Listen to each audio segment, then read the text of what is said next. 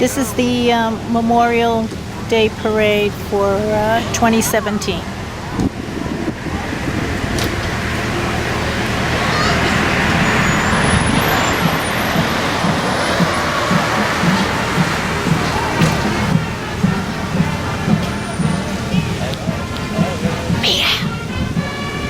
Watch the parade.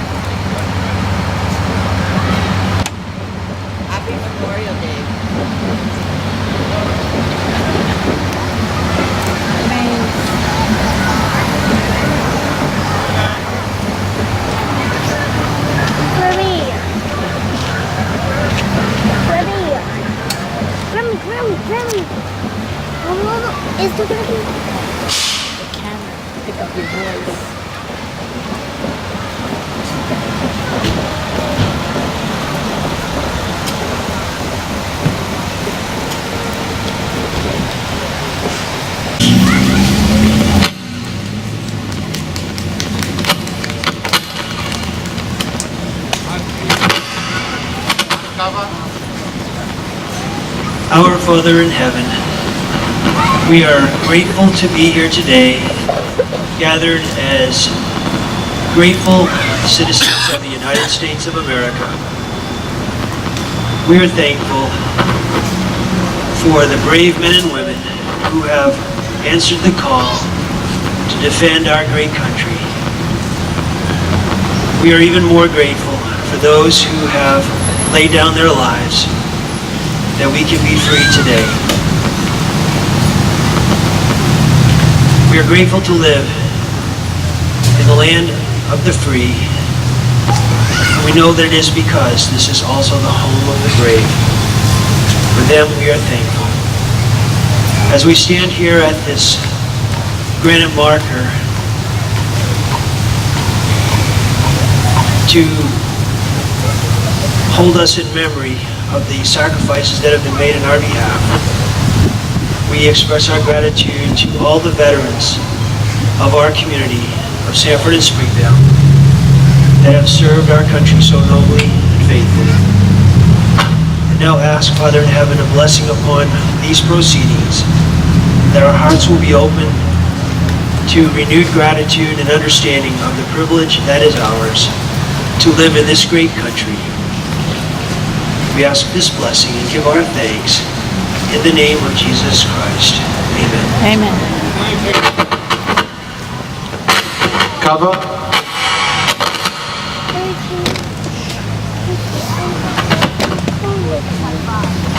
We're going to have to just put up with that. I'd like to introduce Ellen LaVue, who will sing the national anthem, and I believe she'd be glad to have you join along with her.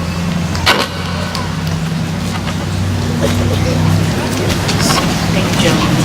Yes, please do sing along with me. I've got a little bit of a cold, so I'll try to do my best this morning.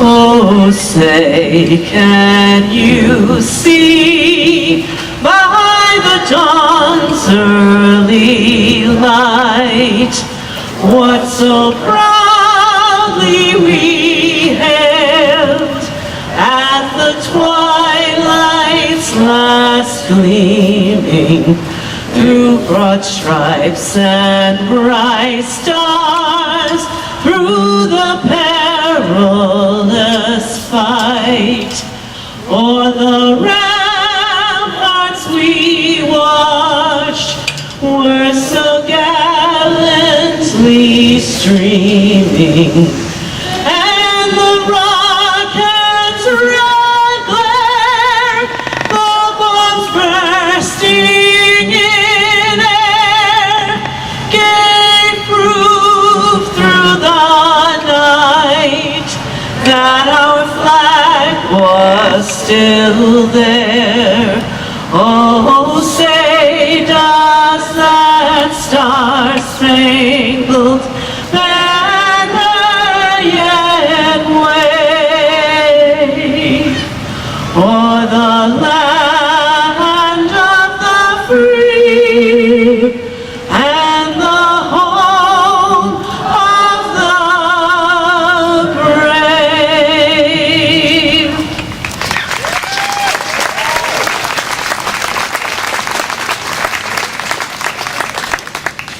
It's great to see how many people actually salute when the national anthem is being sung. I really appreciate seeing that. Now, if we have everybody gathered close together, I'd like to introduce the leaders of the organizations that make the Sanford Veterans Memorial Committee. And we'll start with the Rolling Thunder. Fred Leclerc.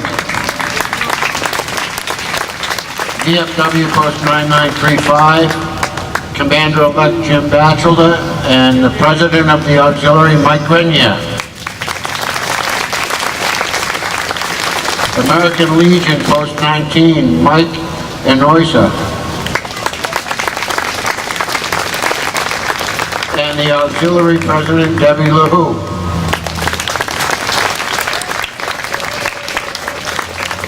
AMVETS Post 3, we have Dale Hubbard. Where is Dale? Oh, there he is. Okay, great. And the auxiliary president, Shirley Gerard.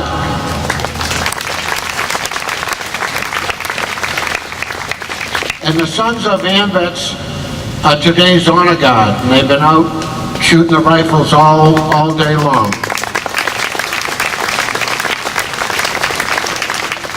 DAV Chapter 19, Richard Brunel.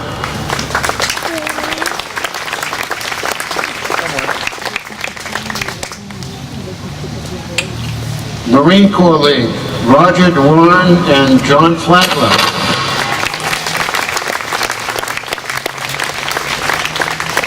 And the Patriot Priders, Bruce Knight.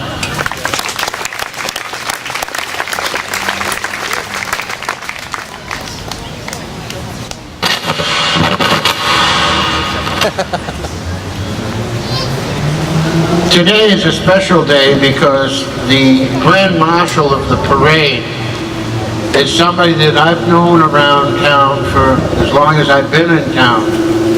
Come on. Marjorie Lewis.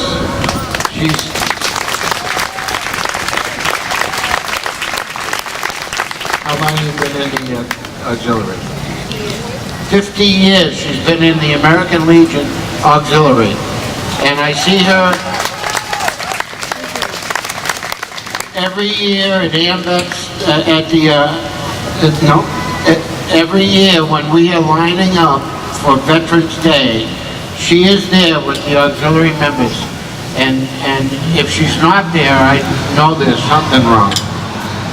But I want to thank you very much. And you had a couple things you wanted to say?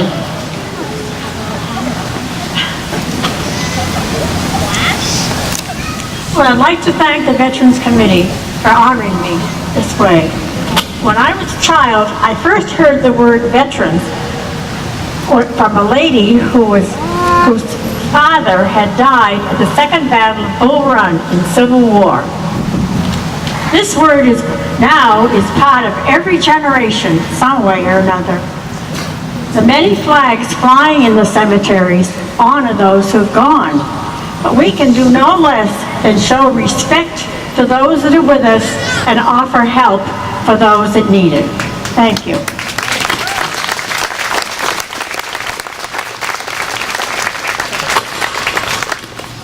And listening to her, you know why we're proud to have her as our Grand Marshal.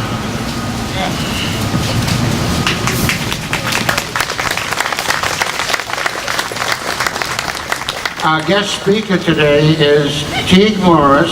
He's the Outreach Director for Senator Angus King. He's going to step out here and he's not going to speak yet, but he's just going to let you know who he is.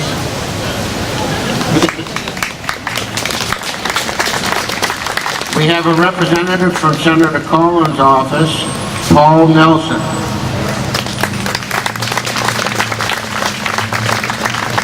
And would all of the Sanford dignitaries please step forward. The mayor, the deputy mayor, and we have some council members here. Yeah, come here and introduce them.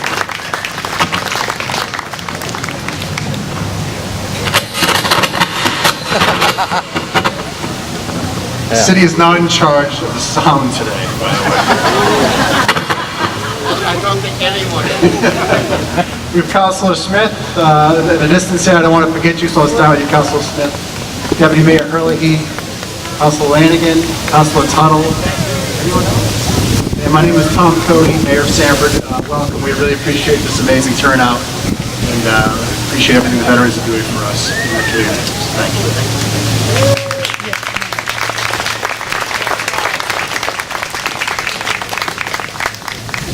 I don't see Paul LeBlanc. I had Paul LeBlanc written down. Okay. So we will go to Senator Collins' representative, Paul Nelson, for the remarks from Senator Collins.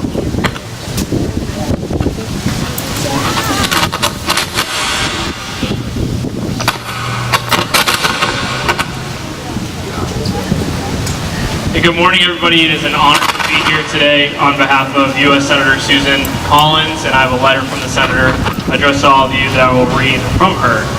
It reads, "Dear friends, throughout America, we gather on the solemn day of gratitude. In small towns and big cities, we honor those who gave their all for all of us. We are reminded that freedom is a gift purchased at the greatest possible price. From America's founding to our time, the men and women of our armed forces have written the history of freedom.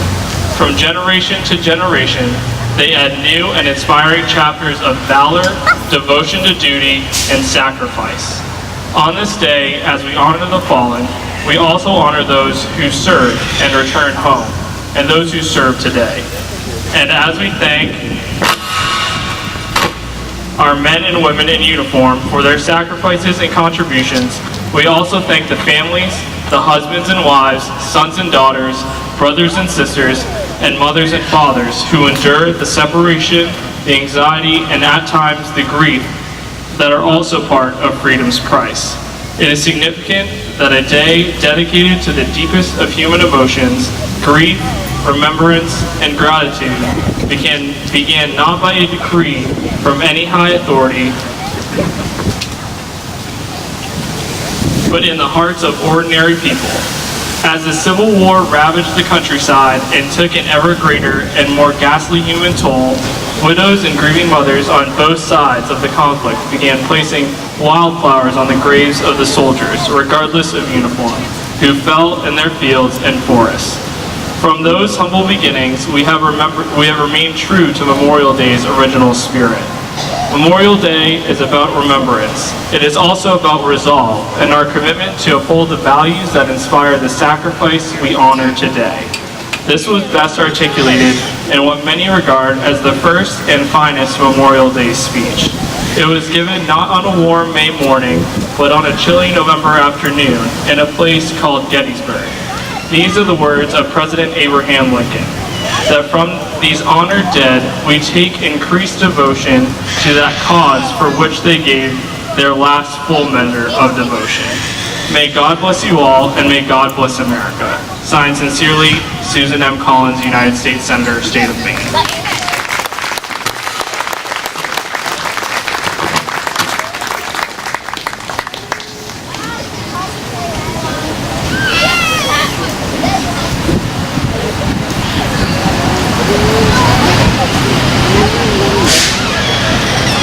Mr. Champagne.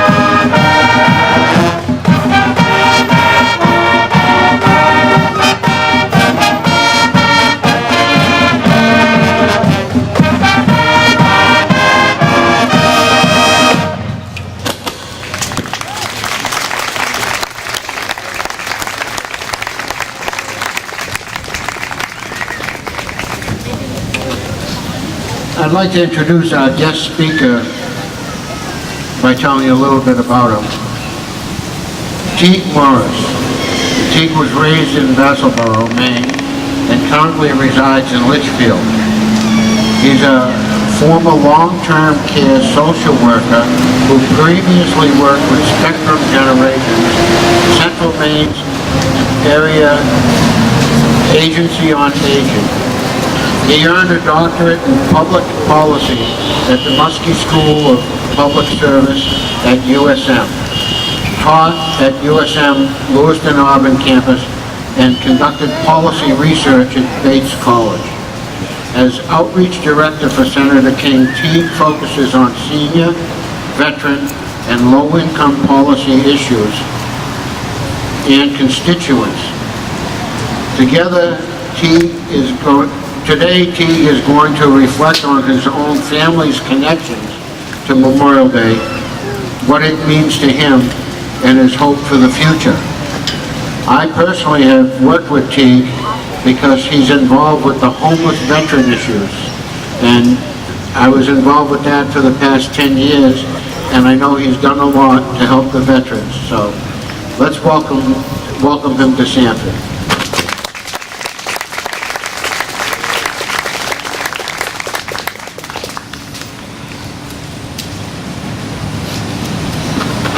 Good morning. Thank you all for the invitation, the Veterans Committee, and especially to Jim Batchelder, who I consider a friend and role model. When Jim asked me to be the featured speaker for this event, I confess to being both humbled and excited. This is After All Day, which means so much to me and actually has a whole lot to do with, well, why I do what I do.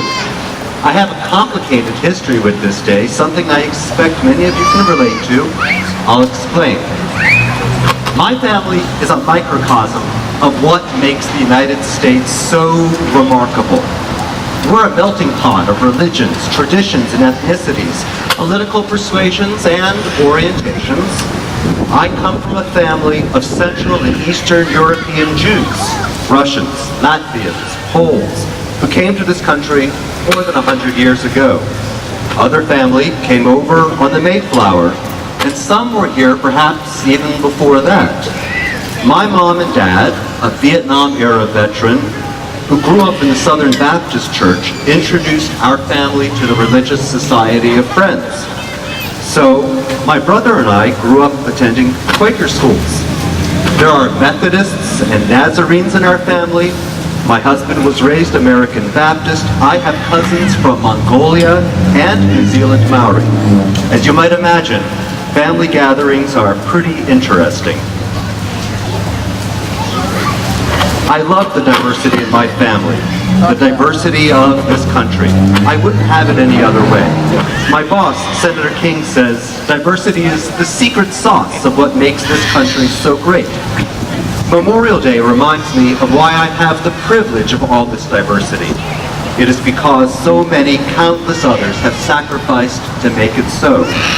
Today, like every Memorial Day, I give thanks to veterans everywhere and hold close into my heart those veterans who have been a part of my life.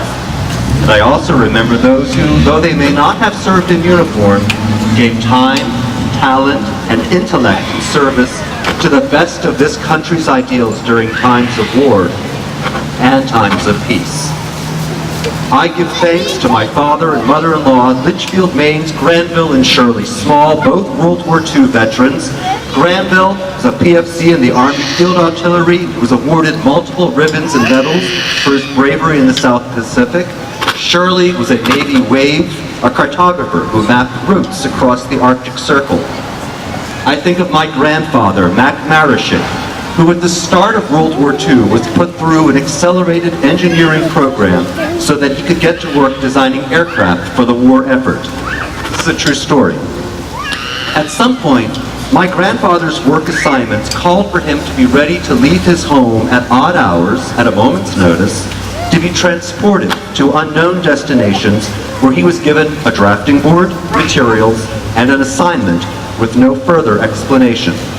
Sometimes he worked on his designs, sometimes he was given someone else's. It wasn't until many years later that he learned that he was actually one of the many thousands of engineers and scientists involved in the Manhattan Project. My grandfather's work, he eventually learned, was used in the flight mechanism for Little Boy, the atomic bomb that was dropped on Hiroshima. That was knowledge that weighed on him for the rest of his life.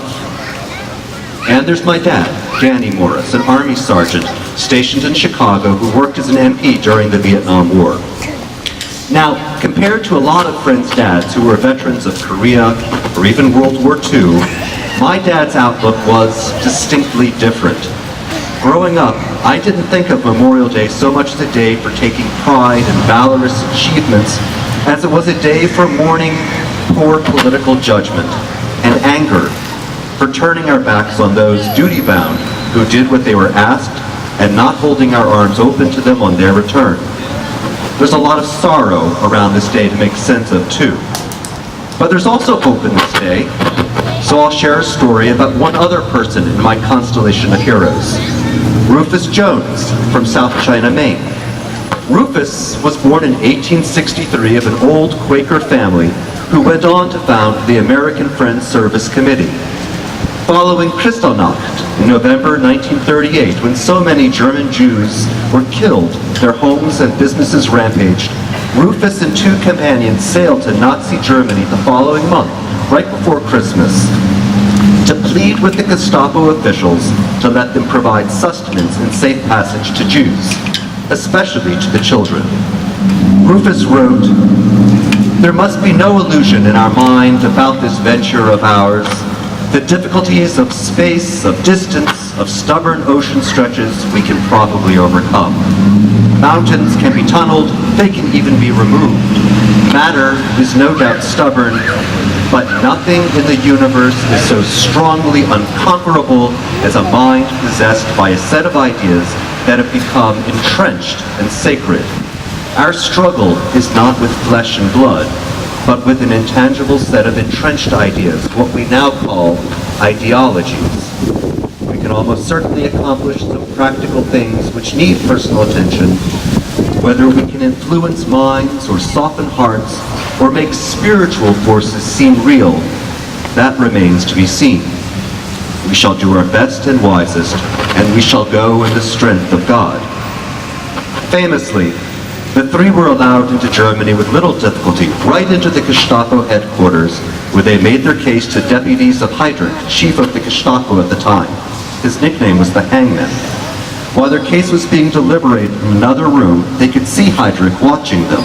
The three fell silent, holding what is probably the only time a Quaker meeting was held in the Gestapo. They were given safe passage to do relief work, and while their efforts were only minimally successful, I draw a lot of strength from their act of faith. Rufus Jones' words ring just as true today. On this sacred day, these thoughts run through my mind much like a tapestry. And I invite you to think about the tapestry of your own lives and what makes this day special for you. Share that with others. I want to close by sharing the words of the American poet Lloyd Stone, who in 1934 wrote, "This is my song," a text that appears in many hymnals to the tune of Finlandia, written by the Finnish composer, John Sibelius. It's a hopeful song, especially on a day like today. I won't sing it. "This is my song, O God of all the nations, a song of peace for lands afar and mine. This is my home, the country where my heart is. Here are my hopes, my dreams, my holy shrine. But other hearts and other lands are beating with hopes and dreams as true and high as mine. My country's skies are bluer than the ocean, and sunlight beams on clover, leaf, and pine. But other lands have sunlight too and clover, and skies are everywhere as blue as mine. Oh, hear my song, thou God of all the nations, a song of peace for their land and for mine." Thank you, and God bless you all.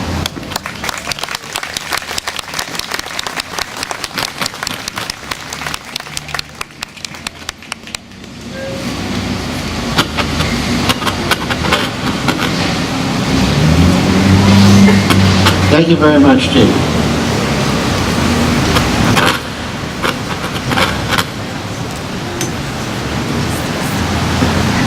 We will now hear the junior high school band. Stay still, Grandma.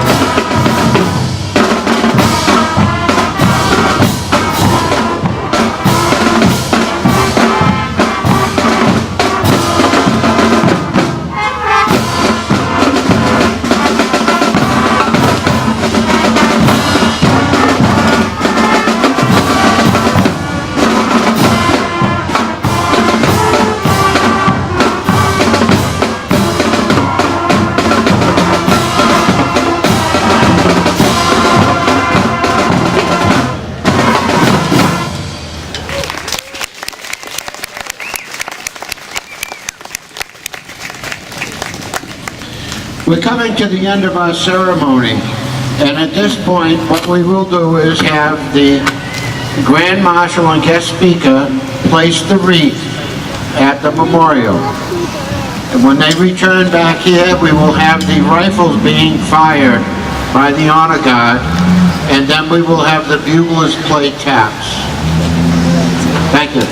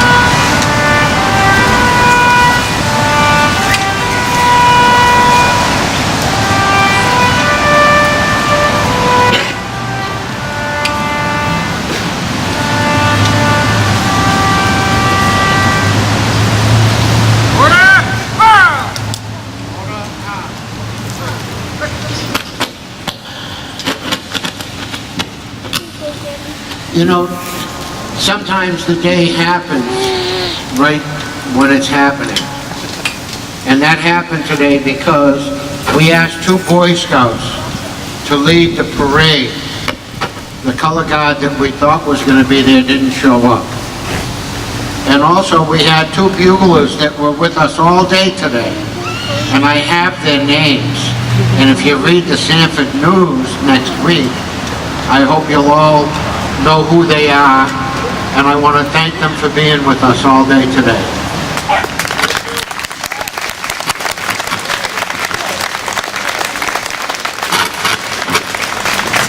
Now being the end of our ceremony, we'll have our closing prayer. Again, Bishop Stephen Shaw of the Church of Jesus Christ of the Latter-day Saints. Uncover.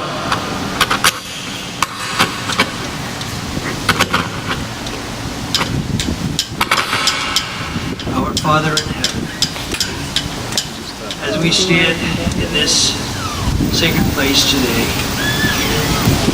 underneath the banner of our country, we are mindful that it flies at half-mast. This is to honor those that have fallen, that our country can be free. It is our humble prayer, our Father in heaven, that thou wilt ever raise up men and women that will defend our country and lay down their lives if necessary. For them we are grateful and will be grateful. And as we see an American flag during this coming year, may we again be filled with gratitude for those that have fallen. We are grateful again to live in the home of the free because of the brave. In the name of Jesus Christ, amen. Amen. Thank you very much. There will be a ceremony at the Southern Maine Veterans Cemetery in Springvale at 1 o'clock for anyone that's interested in being there. Are we going to go? Thank you very much.